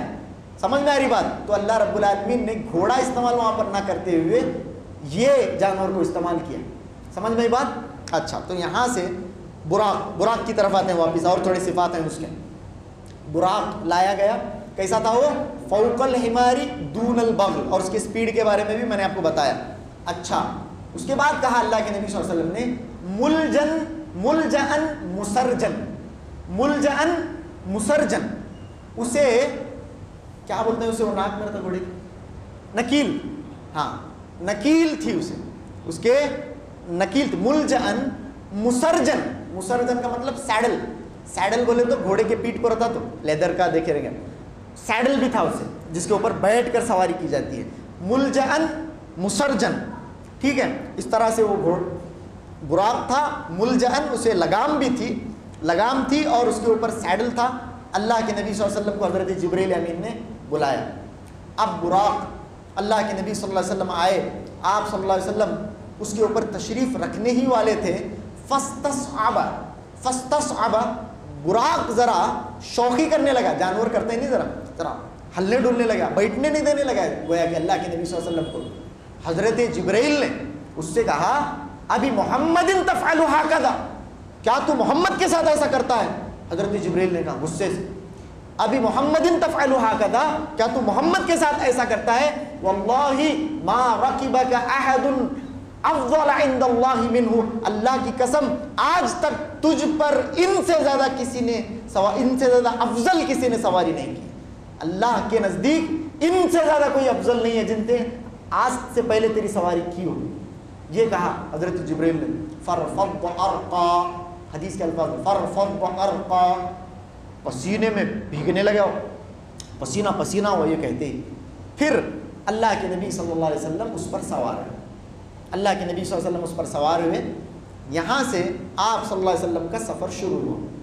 آپ صلی اللہ علیہ وسلم کا سفر، اور کیسا سفر، اور اس کی سپیڈ کیسی، آپ کو میں نے اس سے پہلے بتایا. یعنی ایک ایک قدم اس کا جو ہے اپنے حد نگاہ تک آگے گیا. اب راستے میں اللہ کے نبی صلی اللہ علیہ وسلم کو دیکھیے، اس کا مقصد ہی کیا ہے؟ لِنُرِيَهُ، تاکہ ہم کیا دکھائیں؟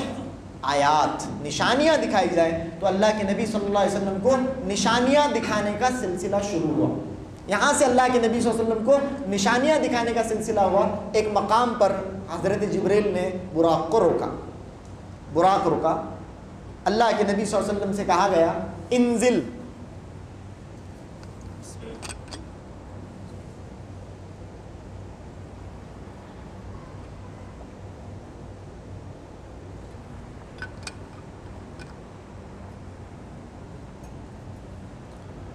تو براق کو رکایا گیا. حضرت جبریل نے اللہ کے نبی صلی اللہ علیہ وسلم سے کہا انزل فصلی، اے نبی صلی اللہ علیہ وسلم آپ اتریے، نماز پڑھیے. ایک مقام پر آئے، وہاں پر حضرت جبریل نے اللہ کے نبی کو اتارا اور کہا انزل فصلی، اے نبی آپ نازل ہو جائیے، یعنی اتر جائیے، اور فصلی آپ نماز پڑھیے. اللہ کے نبی صلی اللہ علیہ وسلم نے نماز ادا کی. نماز اب اللہ کے نبی صلی اللہ علیہ وسلم پڑھ چکے ہیں تو کہا کہ اتدری این صلیت، کیا آپ جانتے ہیں کہ آپ نے کہاں نماز پڑھی ہے؟ آپ نے کہاں نماز پڑھی آپ جانتے ہیں؟ اللہ کے نبی نے کہا میں نہیں جانتا. اللہ کے نبی نے فرمایا ہذہ طیبہ، یہ طیبہ ہے. کیا یہ طیبہ مدینے کے ناموں میں سے ایک نام ہے. طیبہ، بطحہ، مدینہ، مدینۃ الرسول، ٹھیک ہے. تو طیبہ اس کا نہیں، یہ طیبہ ہے. اور ہذہ المہاجر، یہی آپ کا مہاجر ہے. مہاجر کا مطلب یہیں آپ ہجرت کر کے آنے والے ہیں. وہاں پر اللہ کے نبی صلی اللہ علیہ وسلم کو نماز پڑھائی گئی. آپ صلی اللہ علیہ وسلم نے وہاں پر نماز ادا کی. پھر اللہ کے نبی صلی اللہ علیہ وسلم آگے بڑھے. ایک مقام پر اللہ کے نبی صلی اللہ علیہ وسلم کو پھر سے حضرت جبریل نے روکا اور کہا انزل فصلی، اللہ کے نبی آپ اتر جائیے، آپ نماز پڑھیے. وہاں پر اللہ کے نبی صلی اللہ علیہ وسلم نے نماز ادا کی. پھر کہا گیا آپ جانتے ہیں کہ آپ نے کہاں نماز پڑھی ہے؟ تو اللہ کے نبی صلی اللہ علیہ وسلم نے کہا نہیں میں نہیں جانتا. یہ بیت لحم ہے. کیا ہے یہ؟ بیت لحم، بیت لحم بولتے ہیں، بیت لحم. یہ حضرت عیسیٰ علیہ السلام کی پیدائش کی جگہ ہے. جہاں آپ نے نماز پڑھی یہاں حضرت عیسیٰ علیہ السلام پیدا ہوئے تھے. تو پھر وہاں پر اللہ کے نبی صلی اللہ علیہ وسلم نے نماز پڑھی اور کہا گیا کہ یہ عیسیٰ علیہ السلام کی پیدائش کی جگہ ہے۔ پھر اللہ کے نبی صلی اللہ علیہ وسلم آگے بڑھتے ہیں اور ایک مقام پر 3 جگہ ہالٹ ہوتا ہے، یاد رکھو کتنی جگہ 3، تو وہاں پر پھر اللہ کے نبی صلی اللہ علیہ وسلم کو روکا گیا، اے نبی آپ اتریے، نماز پڑھیے۔ اللہ کے نبی نے نماز پڑھی اور وہاں پر کیا دیکھا؟ کہا اللہ کے نبی صلی اللہ علیہ وسلم سے یہ کیا جگہ ہے؟ تو اللہ کے نبی صلی اللہ علیہ وسلم سے ان کو معلوم نہیں تھا، آپ صلی اللہ علیہ وسلم نے کہ کیا جگہ ہے؟ تو کہا کہ یہ طور سینا ہے، طور سینا ہے، یہاں پر اللہ رب العالمین حضرت موسیٰ علیہ السلام سے ہم کلام ہوئے تھے۔ اللہ رب العالمین یہیں پر اسی جگہ پر حضرت موسیٰ علیہ السلام سے ہم کلام ہوئے تھے۔ پھر یہ سفر آگے بڑھا، فَإِذَا أَنَا بِمُوسَىٰ، کیا دیکھتے ہیں اللہ کے نبی صلی اللہ علیہ وسلم حضرت موسیٰ علیہ السلام کی قبر کے پاس سے گزر ہوا۔ فَإِذَا هُوَ قَائِمٌ يُصَلِّي فِي قَبْرِهِ، اللہ کے نبی نے دیکھا کہ سیدنا حضرت موسیٰ علیہ السلام اپنی قبر میں کھڑے نماز پڑھ رہے ہیں۔ سبحان اللہ، اپنی قبر میں کھڑے حضرت موسیٰ علیہ السلام نماز پڑھ رہے ہیں، قبر کے پاس سے گزر ہوا، حضرت موسیٰ علیہ السلام کو دیکھا تو قبر میں کھڑے۔ مسلم شریف کی حدیث ہے کہ حضرت موسیٰ علیہ السلام قبر میں نماز پڑھ رہے ہیں۔ انبیاء کرام کو اللہ رب العالمین یہ اعزاز سے نوازتا ہے، اللہ اکبر، کہ وہ قبروں میں الانبیاء، ایک اور حدیث ہے الانبیاء احیاء فی قبورہم یصلون، انبیاء اپنے قبروں میں زندہ ہیں اور نماز پڑھتے ہیں، یہ اللہ کے نبی صلی اللہ علیہ وسلم نے فرمایا۔ اور ایک دوسری حدیث تو آپ جانتے ہی ہوں گے جو اپنے طرق سے مل کر حسن بنتی ہے، اللہ کے نبی صلی اللہ علیہ وسلم نے فرمایا ان اللہ حرم علی الارض ان تأکل اجساد الانبیاء، اللہ نے زمین کے اوپر حرام کیا ہے کہ وہ انبیاء کے جسموں کو کھائے، انبیاء کے جسموں کو کھائے۔ تو حضرت موسیٰ علیہ السلام کو دیکھا گیا کہ وہ قبر میں کھڑے نماز پڑھ رہے ہیں۔ سبحان اللہ، حضرت موسیٰ علیہ السلام کو یہ اعزاز، انبیاء کو اللہ رب العالمین یہ خصوصی اعزاز عطا فرماتا ہے، یہ عمل نہیں ہے۔ انبیاء موت سے پہلے اگر کریں تو وہ عمل ہے، اب قبر میں پڑھ رہے ہیں تو یہ عمل نہیں ہے، یہ نعمت ہے۔ نماز نبی کے لیے نعمت ہے، نماز نبی کے لیے باعث راحت ہے۔ اللہ رب العالمین نے راحت کے لیے نبی کو یہ اعزاز سے نوازا کہ وہ اپنی قبروں میں بھی نماز پڑھتے ہیں۔ حضرت موسیٰ علیہ السلام کو اللہ کے نبی صلی اللہ علیہ وسلم نے فَإِذَا هُوَ قَائِمٌ يُصَلِّي فِي قَبْرِهِ، اپنی قبر میں کھڑے ہو کر حضرت موسیٰ علیہ السلام نماز پڑھ رہے ہیں۔ یہ تو حضرت موسیٰ علیہ السلام سے ثابت ہے، لوگوں نے کیسوں سے ثابت کیا ہے؟ ہاں معلوم ہے آپ کو کیا کیا دھاندلی کا میں کیا کیا بیان کروں آپ کے سامنے۔ ایسی کتاب جو مسجدوں میں ممبروں پر قرآن کی جگہ لے چکی ہے، قرآن نہیں پڑھا جاتا، قرآن پڑھے تو گمراہ ہوتے گے نہیں، وہ کتاب کے اندر کیا ایک کو دفنانے گئے، ایک حضرت ایک بزرگ کو دفنانے گئے اور جب دفناتے ہوئے مٹی ڈال رہے تھے، ابھی مٹی ڈالنا ختم بھی نہیں ہوا تھا، نماز چالو کریں انہوں کیا کرتے ہیں، ابھی مٹی ڈالنا ختم بھی نہیں ہوا تھا، حضرت نے نماز شروع کر دی، جلدی جو ہے مٹی ڈال دی گئی، جلدی مٹی ڈال دی گئی، مٹی ڈال کر جو ہے گھر کو فوراً گئے، بیٹی سے ملے، آپ کے والد کی تدفین کے لیے ہم گئے تھے، ابھی ہم تدفین مکمل بھی کرنے نہ پائے تھے، کیا دیکھتے ہیں کہ آپ کے والد نے نماز شروع کر دی تھی، ایسا کیا عمل تھا وہ کرتے تھے؟ تو بیٹی نے کہا میں نے میرے والد کو پچھلے 15 سال سے لیٹے ہوئے نہیں دیکھا، میں نے میرے والد کو پچھلے 15 سال سے لیٹے ہوئے نہیں دیکھا۔ یہ کون سی اللہ کے نبی صلی اللہ علیہ وسلم کی سنت ہے؟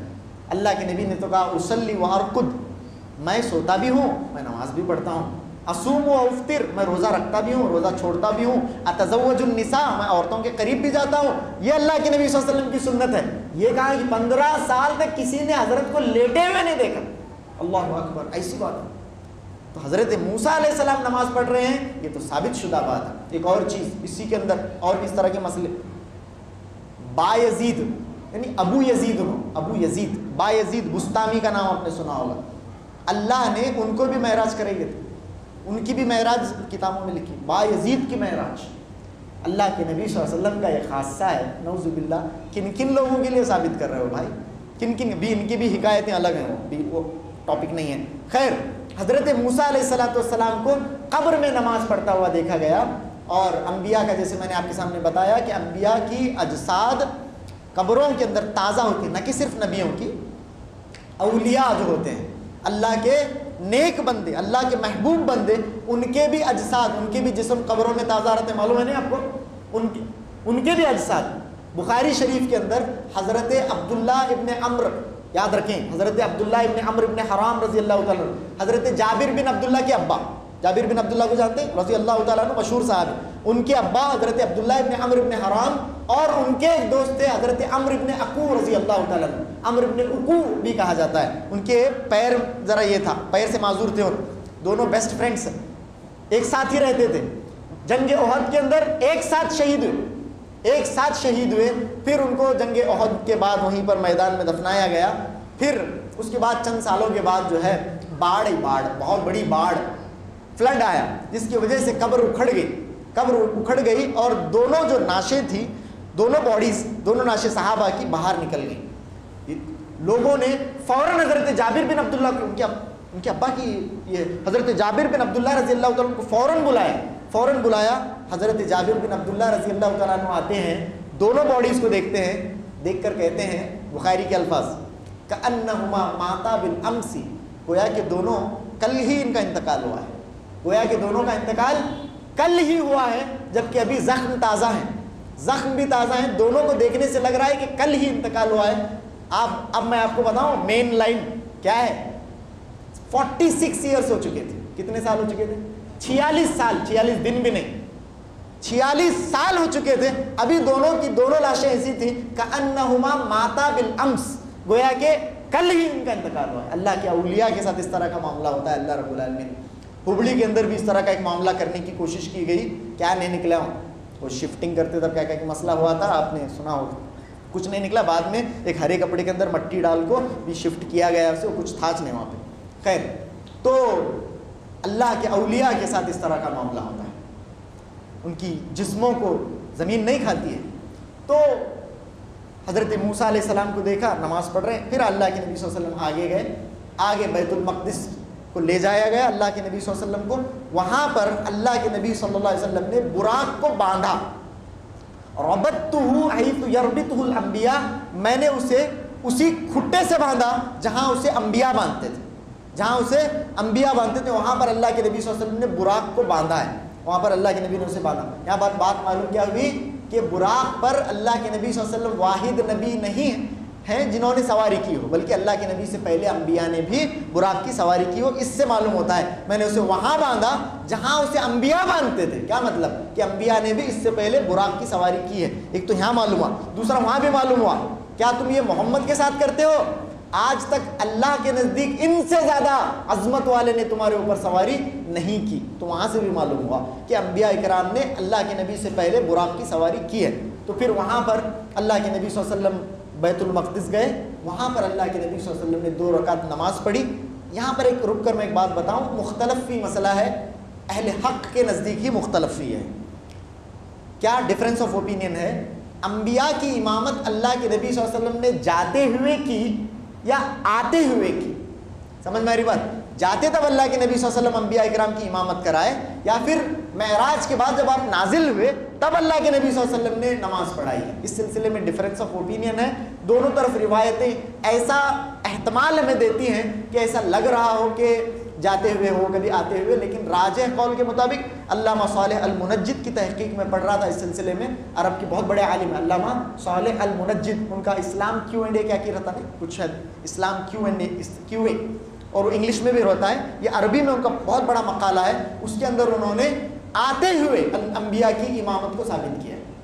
آتے ہوئے اللہ کے نبی صلی اللہ علیہ وسلم نے انبیاء کی امامت کرائی. خیر، یہ مختلف فی مسئلہ ہے، جاتے ہوئے ہو یا آتے ہوئے ہو. یہ ہمارے لیے بہت بڑا کوئی ایسا مسئلہ نہیں ہے جس کے اوپر اب ٹک گئی ہے ساری چیزیں، آپ کو نربھر ہے، ایسا کچھ نہیں ہے.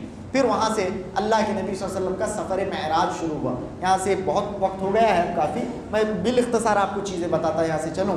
اللہ کے نبی صلی اللہ علیہ وسلم یہاں سے آسمان کی طرف اللہ کے نبی صلی اللہ علیہ وسلم عروج کرتے ہوئے گئے حضرت جبرائیل کے ساتھ. یہاں براق سے نہیں ہوا سفر، ہی ایسی کوئی حدیث نہیں ملتی ہے. یہ سفر براق سے ہوا ایسی کوئی حدیث نہیں. اسراء براق سے ہوا، اسراء براق سے ہوا، معراج براق سے نہیں ہوا، ایسی کوئی حدیث. دیکھیے ہم وہیں خاموش ہو جاتے ہیں جہاں پر دلیل نہیں ہے.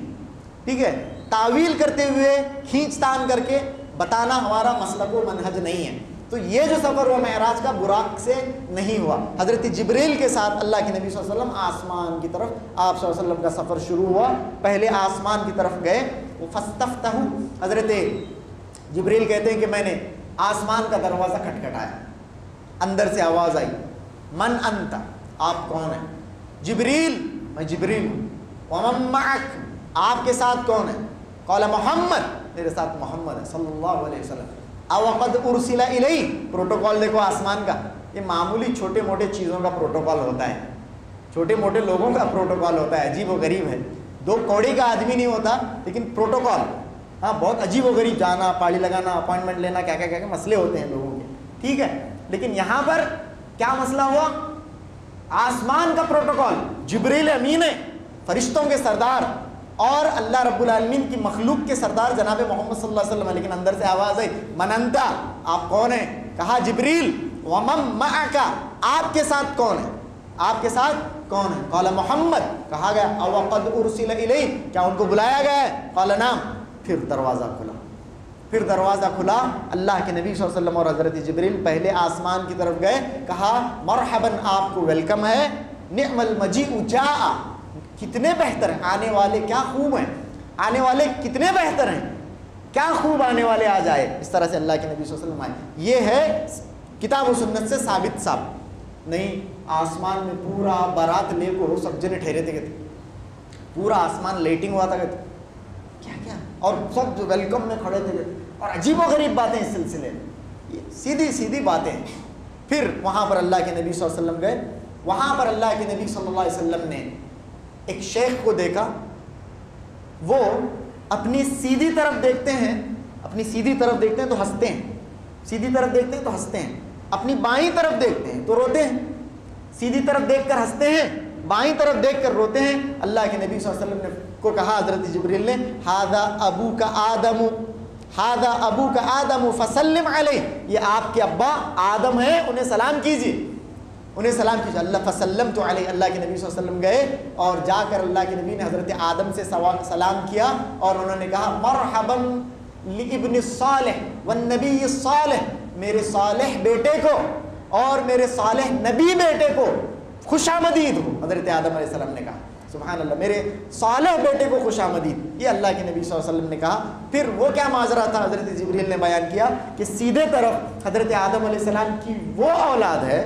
وہ اولاد ہے، اللہ سے دعا کریں کہ ہم انہی میں شامل ہوں جو جنتی ہیں، جنتی ہیں، جن کا نام اعمال ان کے سیدھے ہاتھ میں، جن کے دائیں ہاتھ میں دیا جانے والا ہے۔ حضرت آدم علیہ السلام جب ان کو دیکھتے ہنس پڑتے، خوشی کا اظہار کرتے، اور اپنے بائیں جانب جب حضرت آدم علیہ السلام دیکھتے تو رو پڑتے، کیونکہ یہ جہنمی لوگ ہیں حضرت آدم علیہ السلام کی اولاد میں سے۔ تو اس طرح کا معاملہ، حضرت آدم علیہ السلام سے بات ہوئی، حضرت آدم علیہ السلام سے سلام کلام ہوا، پھر اس کے بعد دوسرے آسمان پر گئے، وہاں پر اللہ کے نبی صلی اللہ علیہ وسلم کی ملاقات، اور یہ سیما اب ریپیٹ نہیں کرتا، ہر آسمان پر یہی معاملہ، آپ کون ہیں، آپ کے ساتھ کون ہے، کیا ان کو بلایا گیا ہے وغیرہ ساری چیزیں۔ پھر اللہ کے نبی دوسرے آسمان پر گئے، وہاں پر اللہ کے نبی صلی اللہ علیہ وسلم کی ملاقات 2 خالہ زاد بھائیوں سے ہوئی۔ کس سے ہوئی؟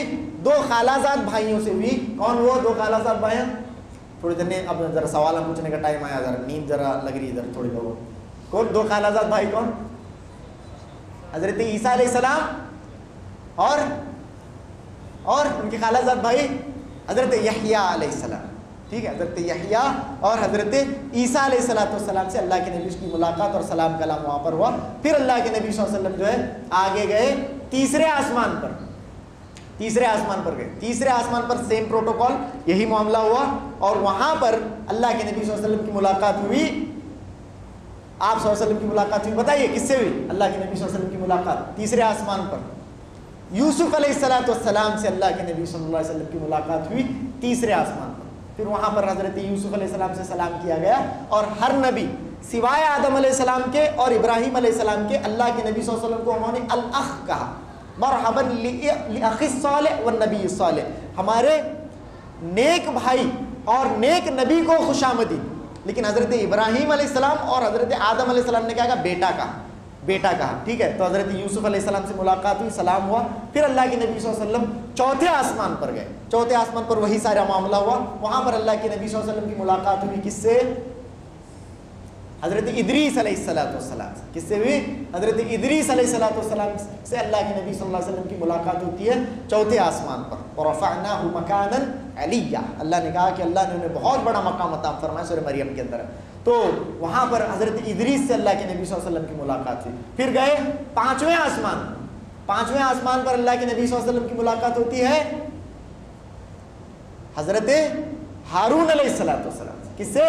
حضرت ہارون علیہ السلام سے اللہ کے نبی صلی اللہ علیہ وسلم کی ملاقات ہوئی 5ویں. چھٹے آسمان پر اللہ کے نبی صلی اللہ علیہ وسلم گئے اور وہی سارا معاملہ پروسیجر پورا جو بھی پروٹوکول ہے ویسا ہی ہو رہا ہے. چھٹے آسمان پر اللہ کے نبی صلی اللہ علیہ وسلم کی ملاقات موسیٰ علیہ السلام سے ہوئی. اور یاد رکھیں اللہ کی مخلوق میں یہ نمبر دلائل سے ثابت کیا جا سکتا ہے, رینک وائز ایسا ہی ہے.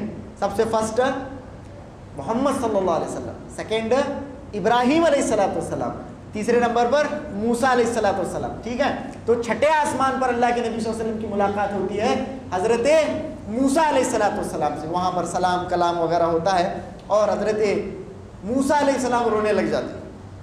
حضرت موسیٰ علیہ السلام رونے لگ جاتے ہیں. پوچھا گیا ما یبکی کا, آپ کو کس چیز نے رلایا؟ تو یہ نوجوان میرے بعد نبی بنا, جی یہ نوجوان میرے بعد نبی بنا, لیکن کل قیامت کے دن ان کی امت سے لوگ میری امت سے زیادہ جنت میں جائیں گے. حضرت موسیٰ علیہ السلام نے کہا, یعنی وہ جو رونا تھا حضرت موسیٰ علیہ السلام کا وہ کسی حسد میں کسی نیگیٹو فیلنگ کے تحت نہیں تھا, بلکہ ایک نبی کو بہت زیادہ اپنی امت کی تڑپ ہوتی ہے, بہت درد اپنی امت کا ہوتا ہے. وہ چاہتے ہیں کہ اپنی امت کے سارے لوگ, سب سے زیادہ لوگ جنت میں جائیں. تو اللہ کے نبی صلی اللہ علیہ وسلم کو دیکھ کر رشک آ گیا کہ یہ میرے بعد نبی بنتے ہیں, لیکن ان کی امت سے جانے والے, جنت میں جانے والوں کی تعداد بہت زیادہ ہے میری امت سے. یہ حضرت موسیٰ علیہ السلام نے کہا. پھر اللہ کے نبی صلی اللہ علیہ وسلم 7ویں آسمان پر گئے, سبحان اللہ, 7ویں آسمان پر. اور اللہ کے نبی صلی اللہ علیہ وسلم کے بعد آپ دیکھیں, آپ نے سنے بھی ہیں واقعات اور سب کچھ, ایسا جذبات امڑتے ہیں انسان کے, تو وہ حضرت سیدنا ابراہیم علیہ السلام کے, موحدین کے سردار, امام الموحدین ہے حضرت ابراہیم علیہ السلام. اور اللہ کے نبی صلی اللہ علیہ وسلم کی سنت بھی ہے حضرت ابراہیم سے محبت کرنا. معلوم ہے میں نے آپ کو, آپ صلی اللہ علیہ وسلم بے انتہا محبت کرتے تھے, اور جب بھی خطاب کرتے تھے ابی و خلیل ربی کہتے. کیا بولتے تھے؟ ابی, میرے ابا بولتے تھے, میرے ابا, اور اللہ کے خلیل کر بولتے تھے. بہت محبت اللہ کے نبی صلی اللہ علیہ وسلم کی, اتنی محبت کہ اللہ کے نبی صلی اللہ علیہ وسلم کو جب بیٹا ہوا, اللہ کے نبی صلی اللہ علیہ وسلم نے اپنے بیٹے کا نام کیا رکھا؟ ابراہیم. سبحان اللہ, پرانا ہے کہتے نام ابراہیم, ماڈرن نام ہونا کہتے. پاکستان کے ایکٹرس ہیں کہتے کیا کہ نام ہے ان کے, ٹھیک ہے. لڑکی رہی تو نام وہ ذرا الگ ہی رہنا, عجیب و غریب نام, وہ نام رکھنا. لڑکندہ کے نام نوے رہنا, ابراہیم بولو, ٹھیک ہے, موسیٰ, عمر, اور اس طرح کے نام جو ہیں, کیا نام ہے صحابہ کے, ابو بکر, اور صحابہ کے نام, انبیاء اکرام کے نام, یہ پرانے نام ہیں, ٹھیک ہے. نامہ ذرا نوے ہونا, ٹھیک ہے. عجیب و غریب معاملہ ہے, لوگوں کے پریفرنسز بھی الگ ہیں. اور لڑکیوں کا نام کیا؟ زینب. ہمیشہ سب سے پہلے جسے بیٹی پیدا ہو اسے چاہیے کہ اپنی بیٹی کا نام زینب رکھے. اس سے بڑی سنت کیا ہو سکتی ہے؟ اللہ کے نبی صلی اللہ علیہ وسلم کو پہلی بیٹی ہوئی اور بیٹی کا نام اللہ کے نبی صلی اللہ علیہ وسلم نے زینب رکھا ہے. سبحان اللہ, جس کی بھی بیٹی کا نام یہاں پر زینب ہے, آپ کو مبارک ہو, آپ نے اللہ کے نبی صلی اللہ علیہ وسلم کی بہت بڑی سنت پر عمل کیا ہے. اللہ کے نبی نے اپنی بڑی بیٹی کا نام زینب رکھا ہے. سبحان اللہ. تو یہ معاملہ ہمارے پریفرنسز الگ ہو گئے. خیر, تو حضرت ابراہیم علیہ السلام سے ملاقات ہوتی ہے اللہ کے نبی صلی اللہ علیہ وسلم کی, اور حضرت ابراہیم علیہ السلام متکئن, ٹیک لگا کر بیٹھے ہوئے تھے بیت المعمور سے. بیت المعمور سے ٹیک لگائے ہوئے حضرت ابراہیم علیہ السلام بیٹھے ہیں. اور بیت المعمور جیسے زمین والوں کا کعبۃ اللہ ہے, مسجد حرام ہے, آسمان والوں کا عبادت کی جگہ, سارے وہاں پر فرشتے روزانہ, کتنے فرشتے؟ 70,000, 70,000 فرشتے روزانہ وہاں پر جمع ہوتے ہیں. پھر ثم لا یعودون, قیامت کی صبح تک واپس نہیں آتے. پہاڑی میں تو لگ جاتے ہیں, کیوں میں واپس, لیکن قیامت کی صبح تک واپس ان کی باری نہیں آتی. روزانہ 70,000 فرشتے وہاں پر عبادت کرتے ہیں. تو اللہ کے فرشتوں کی تعداد کیا ہوگی, اللہ کے لشکروں کی تعداد کیا ہوگی؟ وَمَا يَعْلَمُ جُنُودَ رَبِّكَ إِلَّا هُوَ, اللہ کے لشکروں کو اللہ ہی جانتا ہے, اللہ کے علاوہ کوئی نہیں جانتا. تو وہاں بیت المعمور حضرت ابراہیم علیہ السلام ٹیک لگا کر بیٹھے ہیں. تو وہاں اللہ کے نبی صلی اللہ علیہ وسلم کی ملاقات, اور یہ خود اللہ کے نبی صلی اللہ علیہ وسلم کے لیے ایک ایموشنل افیئر ہے. آپ صلی اللہ علیہ وسلم خود بہت محبت کرتے ہیں. حضرت ابراہیم علیہ السلام سے ملاقات ہوئی. جبریل نے کہا کہ یہ آپ کے ابا ابراہیم علیہ السلام, فسلم علیہ, ان کے اوپر سلامتی بھیجیے. اللہ کے نبی صلی اللہ علیہ وسلم نے سلام کیا. حضرت ابراہیم علیہ السلام سے وہاں پر بات ہوئی. تو یہ اس سے پہلے بھی میں نے بتایا ہے, حضرت ابراہیم علیہ السلام نے ہمارے نام ایک پیغام بھجوایا ہے. سنیں گے پیغام. حضرت ابراہیم علیہ السلام نے سب سے پہلے تو کہا بلغ امتک منی السلام, آپ اپنی امت کو میرا سلام پہنچائیے. کہیے وعلیہ السلام, ان پر بھی سلامتی، ان پر بھی سلامتی۔ تو انہوں نے اب پہلے تو ہمیں سلام کیا حضرت ابراہیم علیہ السلام نے، یہ ایک۔ دوسرا حضرت ابراہیم علیہ السلام نے کہا فاخبرہم، اے نبی صلی اللہ علیہ وسلم آپ اپنی امتیوں کو بتائیے، ان الجنت طیبۃ التربۃ وعذبۃ الماء، ان الجنت طیبۃ التربۃ وعذبۃ الماء وانها قیعان، جنت زمین کی بڑی زرخیز ہے، بہت فرٹائل ہے، بہت زرخیز زمین ہے، طیبۃ التربۃ وعذبۃ الماء، اور یہاں کا پانی بہت میٹھا ہے، یہاں کا پانی بہت میٹھا ہے، اور یہاں کی مٹی بہت زرخیز ہے، وانها قیعان، لیکن یہ ایک میدان ہے، یہاں پر ابھی شجرکاری نہیں ہوئی ہے، یہاں پر شجرکاری نہیں ہوئی، یہ ایک چٹیل میدان ہے۔ آپ اپنی امتوں غراسها، آپ امتیوں سے کہیے کہ یہاں پر، اس میں روایتوں میں اختلاف ہے، لیکن جو تسبیح ہے سبحان اللہ والحمد للہ ولا الہ الا اللہ واللہ اکبر، اگر آپ پڑھتے ہیں تو آپ کو یہاں پر شجرکاری کریں گے، یعنی آپ جیسے ہی جتنا پڑھتے جائیں گے اتنے شجر آپ کے جنت میں لگتے جائیں گے۔ یہ حضرت ابراہیم علیہ السلام نے پیغام بھجوایا۔ تو یہ سارے معاملے ہوتے ہیں، وقت کافی ہو گیا ہے، اب یہاں سے جو ہے آگے کا جو سفر ہے، اس کے بعد اللہ کے نبی صلی اللہ علیہ وسلم سدرۃ المنتہا گئے، وہاں حضرت جبرائیل علیہ السلام نے کہا کہ یہاں سے آگے میں نہیں جاؤں گا، آپ جائیں۔ اللہ کے نبی صلی اللہ علیہ وسلم سدرۃ المنتہا کے پاس گئے، یہاں سے آگے گیا تو میں جل کو چھوڑ دوں، اس طرح کی کوئی بات نہیں ہے، ٹھیک ہے۔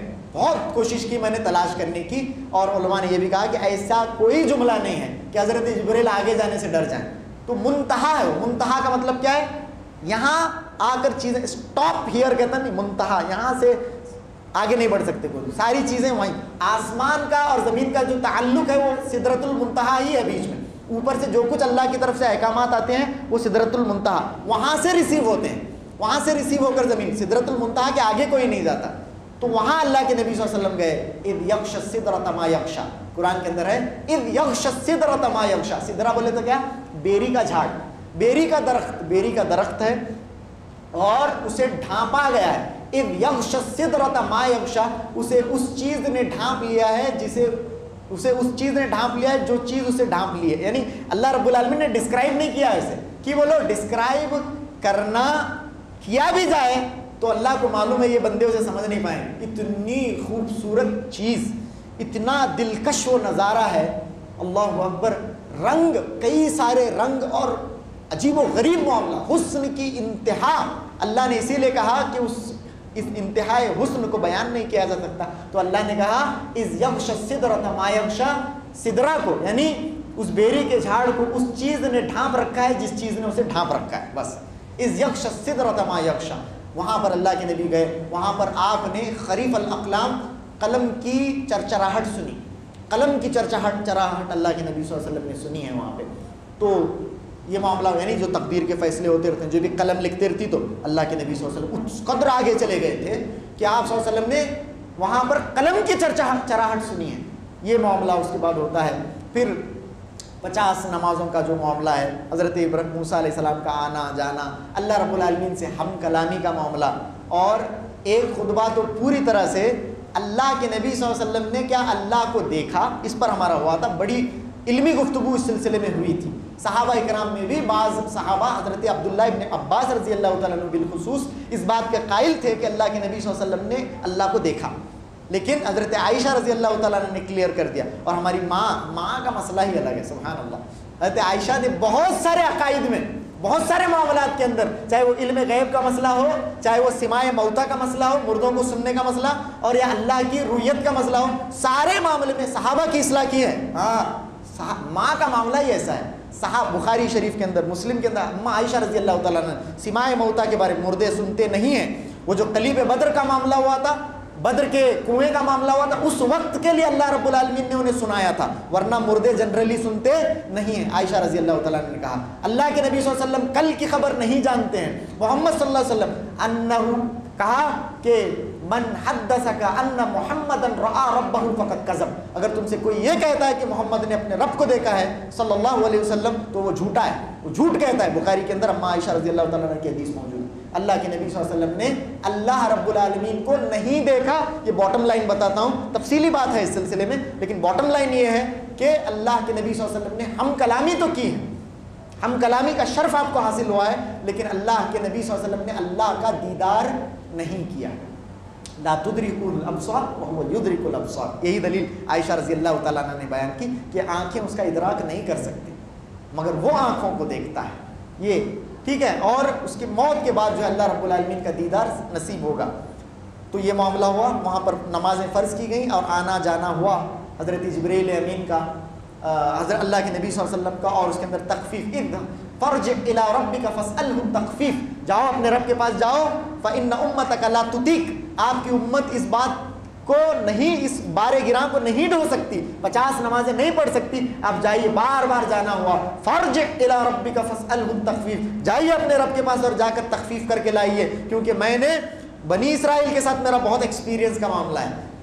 اشد المعالجہ, کہا کہ میرا معاملہ جو ہے بنی اسرائیل کا بہت ایکسپیرینس کا معاملہ ہے. امت اس کی یہ جو ہے لا یطاق ہو جائے گا امت کے لیے, امت یہ بوجھ نہیں اٹھا سکتی. بعد میں اللہ کے نبی گئے یہاں تک کہ 5 نمازیں ہوئی. پھر حضرت موسیٰ نے یہی کہا کہ فرجع الی ربک فاسألہ التخفیف فإن امتک لا تطیق, جائیے اپنے رب کے پاس اور تخفیف مانگیے, آپ کی امت 5 نمازیں نہیں پڑھے گی. کہا حضرت ابراہیم علیہ السلام, حضرت موسیٰ علیہ السلام نے کہا کہ اب مجھے شرم آتی ہے میرے رب کے پاس جانے سے. اللہ کے نبی نے کہا. تو ہمارا معاملہ دیکھیے, ایکسپیرینس دیکھیے.